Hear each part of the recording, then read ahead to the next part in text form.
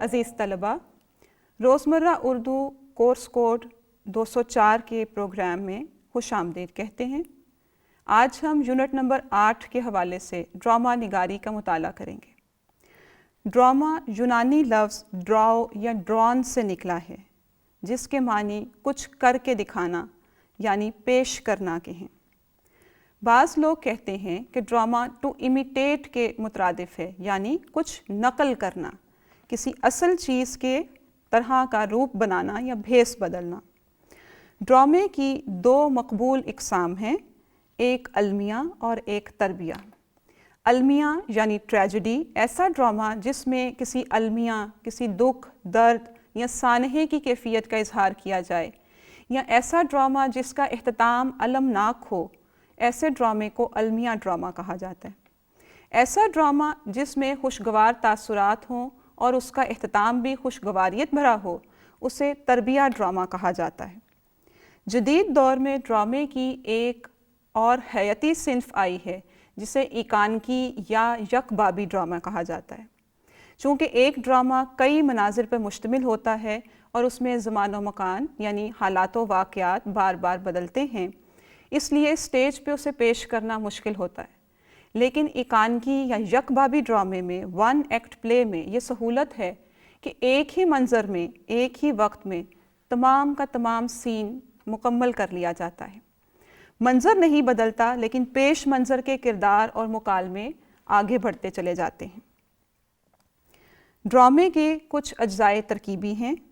ہر افسانوی صنف کی طرح ڈرامے میں بھی کہانی، پلاٹ، کردار اور مکالمے موجود ہوتے ہیں۔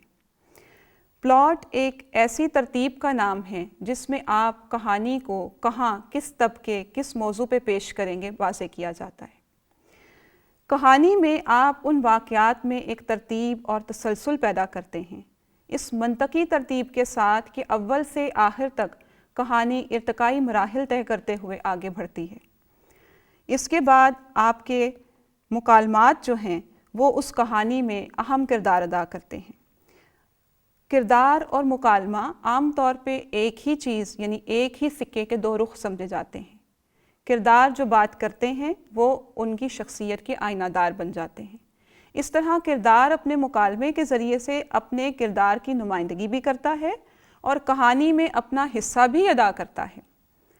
ایک نقاد کا کہنا ہے کہ کہانی اور پلاٹ دو الگ چیزیں نہیں ہیں اور نہ ہی ان کو الگ الگ بیان کیا جا سکتا ہے، بلکہ اگر یہ کہا جائے، ایک مثال کے ساتھ واضح کیا جائے کہ ایک بادشاہ تھا اور ایک رانی تھی، دونوں مر گئے، تو یہ پلاٹ ہے، کیونکہ اس میں واقعات بیان نہیں کیے گئے، صرف ایک مجموعی تاثر دیا گیا ہے کہ کون سے کردار تھے اور ان کے ساتھ کیا ہوا۔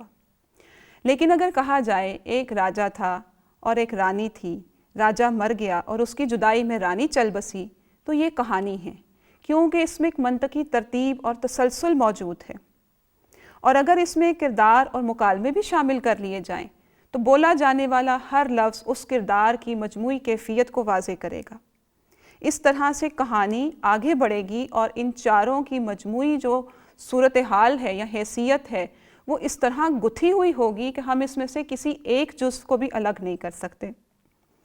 اسی کے ساتھ کہانی یا مکالمہ یا کردار کس زبان میں بیان کیے جائیں گے، کس انداز میں بیان کیے جائیں گے، یہ اہم کردار ادا کرتا ہے۔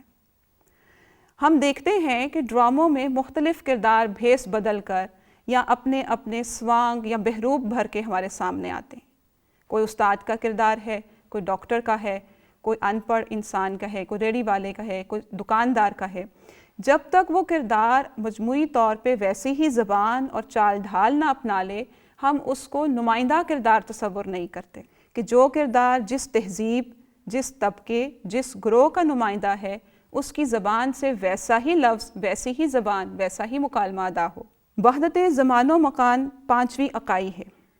زمان زمانے کو یعنی کس وقت، کن حالات میں وہ واقعہ پیش آیا، اور مکان کس جگہ پر پیش آیا۔ اگر ڈرامے میں زمان و مکان میں وحدت قائم نہ ہو تو ڈرامہ بودا اور بیکار ثابت ہوگا۔ ایسے ڈرامے جن میں کثیر منظر ہوں، یعنی بہت زیادہ مناظر ہوں، سین بار بار تبدیل ہوں، وہاں پہ عموماً وحدت زمان و مکان قائم رکھنا مشکل ہو جاتا ہے، لیکن ایکانکی ڈراموں میں یا یکبابی ڈراموں میں یہ سہولت ہے کہ ایک ہی وقت میں تمام کے تمام سین پیش کیے جاتے ہیں، جس سے ناظر کو سہولت پیدا ہوتی ہے یا قارئین ڈرامہ پڑھتے ہوئے بھی سہولت محسوس کرتے ہیں۔ اس کے علاوہ ڈرامہ نگاری میں بعض چیزیں جملہ معترضہ کے طور پہ بریکٹ میں درج کی جاتی ہیں، مثلاً کردار نے اپنا مکالمہ بولا، اس کے تاثرات بریکٹ میں درج کیے جاتے ہیں۔ دیکھنے اور سننے والے اس کو جب اپنے سامنے ہوتا ہوا دیکھتے ہیں تو وہ اس ادائیگی کے ذریعے سے اس کے معنی اور مفہوم تک پہنچتے ہیں۔ اس لیے ڈرامے میں موجود جملہ معترضہ کو بھی ملحوظ خاطر رکھنا چاہیے، یہ دیکھنا چاہیے کہ وہ تاثر کیا ہے جس کے ذریعے سے کردار اپنے مکالمے ادا کر رہا ہے۔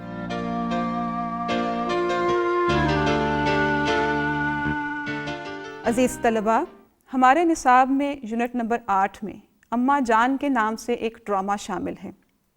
ہم انہی اجزائے ترکیبی کی بنیاد پہ اس ڈرامے کا جائزہ لیتے ہیں۔ اماں جان ڈرامے کا پلاٹ کیا ہے؟ اماں جان ایک بوڑھی عورت جس کی لاچاری اور بیماری سے محلے دار فائدہ اٹھانا چاہتے ہیں۔ اماں جیواں ایک بیمار اور نہایت غریب عورت ہے، کھانے پینے اور دوا علاج کے لیے بھی محتاج ہے۔ پڑوسن مہراں اس کی دیکھ بھال کرتی ہے۔ مختلف لوگ اماں کی تیمارداری کے لیے آتے ہیں۔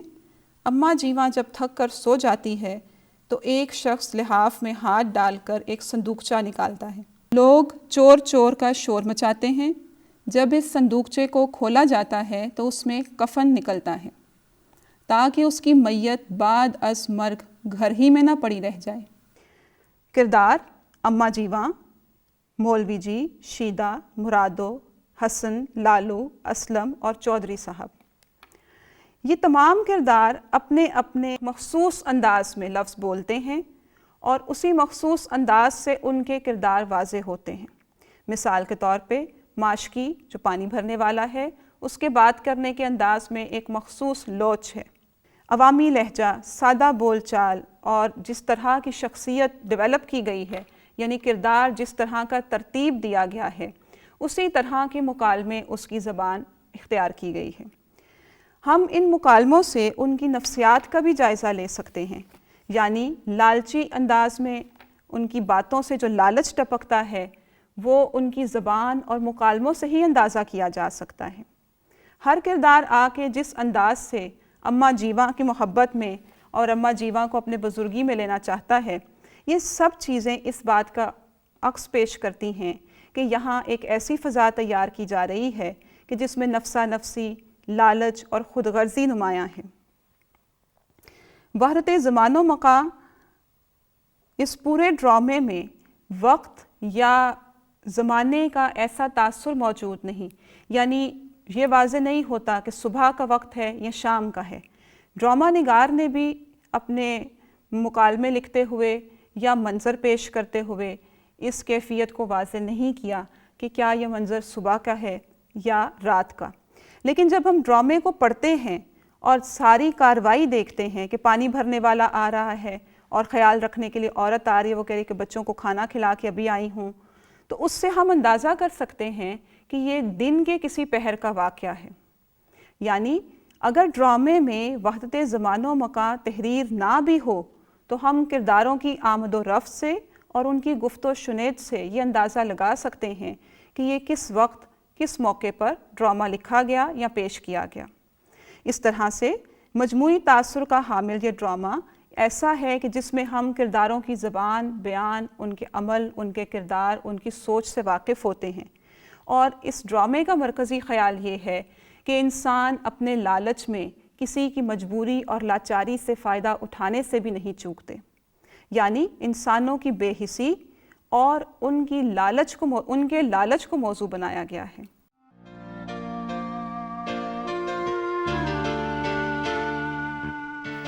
عزیز طلبہ، اس پروگرام کے دوسرے حصے میں ہم بات کریں گے لوک کہانی پر۔ لوک کہانی جیسا کہ نام سے ظاہر ہے، وہ کہانیاں جو لوگوں کی زبانی سینہ بسینہ ایک نسل سے دوسری نسل تک پہنچتی ہیں۔ یہ وہ کہانیاں ہیں جو کہیں تحریر نہیں ہوتی، بلکہ اصلاح کے لیے اور پند و نصائح کے لیے لوگوں کی من گھڑت ہوتی ہیں۔ بعض اوقات یہ کہانیاں اپنے علاقے اور اپنے شہر یا خطے کی کوئی تاریخ بھی پیش کرتی ہیں۔ اس طرح ان میں جھوٹ اور سچ اس طرح ہم آمیز ہو جاتا ہے کہ دونوں کو الگ نہیں کیا جا سکتا۔ لوک کہانیوں کے مصنف معلوم نہیں ہوتے، یعنی کچھ معلوم نہیں ہوتا کہ یہ کہانی کس نے لکھی، کیونکہ بہت سارے لوگوں کی زبانی یہ ایک سے دوسرے فرد تک منتقل ہوتی ہیں، اور ہر کہانی کہنے والا اس میں کچھ اپنے جذبات، خیالات، تاثرات بھی شامل کرتا جاتا ہے۔ اس طرح یہ کسی ایک مصنف کے قلم سے رقم نہیں ہوتی۔ لوک کہانی عموماً سادہ اور عام فہم زبان میں ہوتی ہے۔ چونکہ یہ لوگوں کی بول چال کی باتیں ہیں اور لوگوں ہی کے انداز میں آگے بنتی سنورتی ہیں، اس لیے ان میں کہانی میں کوئی اتار چڑھاؤ یا عروج و زوال یا کہانی کا جو منطقی انجام ہے ایسا نہیں ہوتا، بلکہ یہ سبق آموز اور اصلاحی قسم کی کہانیاں ایسے انداز میں لکھی جاتی ہیں کہ ان سے کسی مخصوص علاقے کا مزاج تو واضح ہوتا ہے یا وہاں کے لوگوں کے رسم و رواج تو واضح ہوتے ہیں، لیکن کہانی یا پلاٹ واضح نہیں ہوتا۔ لوک کہانی اپنے عہد کے لوگوں کی نفسیات اور جذبات سے بھی پردہ کشائی کرتی ہے۔ اگر ہم نے یہ دیکھنا ہو کہ کس علاقے میں لوگوں کا مجموعی مزاج کیسا ہے، یا وہاں رسم و رواج کیا ہیں، یا وہ کس طریقے سے رہتے ہیں، یا ان کی مشکلات اور مصائب کیا ہیں، یا مذہب اور اخلاق کے حوالے سے ان کے عقائد اور نظریات کیا ہیں، اس کے حوالے سے ہمیں لوک کہانی سے بہتر کوئی ادب نہیں ملتا۔ یہ ایسی کہانیاں ہیں جو عام آدمی کے جذبات سے لے کر ان کی معاشرت، ان کی معیشت، ہر چیز کو موضوع بناتے ہیں۔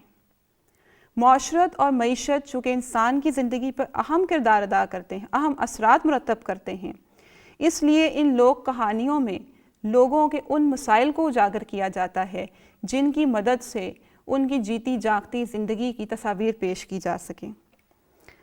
عام طور پہ ان کہانیوں کو کوئی لکھنے کا رواج نہیں تھا، لیکن زمانہ حال میں اب کچھ لوک کہانیوں کو لکھا بھی جا رہا ہے۔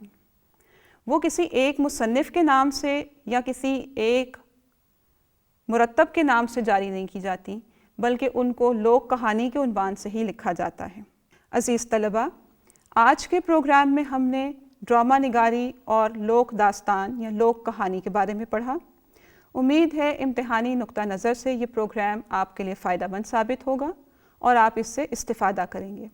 اگلے پروگرام کے لیے ہمیں اجازت دیجیے۔ اللہ حافظ۔